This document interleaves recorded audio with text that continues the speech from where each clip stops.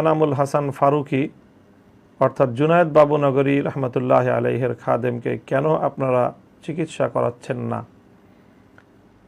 প্রিয় ভাই, আমাদের ভাই মাওলানা এনামুল হাসান ফারুকি, আমরা সকলেই জানি যে আমাদের মরহুম আমির হেফাজত কায়েদে মিল্লাতে ইসলামিয়া আল্লামা জুনায়েদ বাবুনগরী রহমতুল্লাহ আলাইহের একনিষ্ঠ জীবন সায়ান্নের খাদেম হিসেবে অনবদ্য ভূমিকা পালনকারী একজন আলেমে দ্বীন মাওলানা এনামুল হাসান ফারুকি, এবং আল্লামা জুনায়েদ বাবুনগরী রহমতুল্লাহ আলাইকে গ্রেফতার না করে তাকে বিগত সরকার নানাভাবে নির্যাতন এবং নিপীড়নের আওতায় আনার যে অশুভ প্রক্রিয়া পরিচালনা করেছিল, তার মধ্যে অন্যতম একটি হলো হুজুরের জীবন শেষ সময়টায় অনেকটা অন্যদের উপর নির্ভর করে চলতে হতো, এবং সেক্ষেত্রে মুখ্য ভূমিকা পালন করত মাওলানা এনামুল হাসান ফারুকি।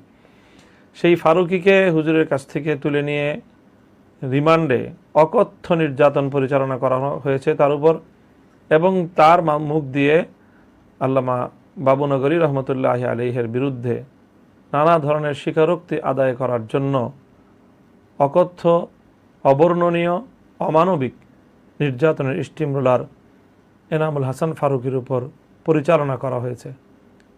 কিন্তু আল্লাহরে বান্দা জুলুম নির্যাতন সহ্য করে নিয়েছে, কিন্তু আদর্শের প্রশ্নে সে আপোষ করেনি, এবং জুনায়েদ বাবুনগরী রহমতুল্লাহ আলাইহি এবং হেফাজতে ইসলাম বা আলেম সমাজের বিরুদ্ধে সে কোনো ধরনের স্বীকারোক্তি দিতে সম্মত হয়নি। এই অসম্মতি জ্ঞাপনের কারণেই উপর্যুপরি আঘাতে তাকে পর্যুদস্ত করা হয়, এবং আজকে তার যে দুরারোগ্য ব্যাধি, যে ক্যান্সারে সে আক্রান্ত, সেই ক্যান্সার ছড়িয়ে পড়ার বা সেই ক্যান্সারের জার তৈরি হওয়ার পেছনে আশঙ্কা করি যে তার সেই রিমান্ডের অবর্ণনীয় নির্যাতনের একটি ভূমিকায় সেখানে রয়েছে। আপনি জানতে চেয়েছেন যে তার চিকিৎসা কেন করানো হচ্ছে না। প্রিয় ভাই, এনামুল হাসান ফারুকির চিকিৎসার ক্ষেত্রে আমরা সকলেই আন্তরিক।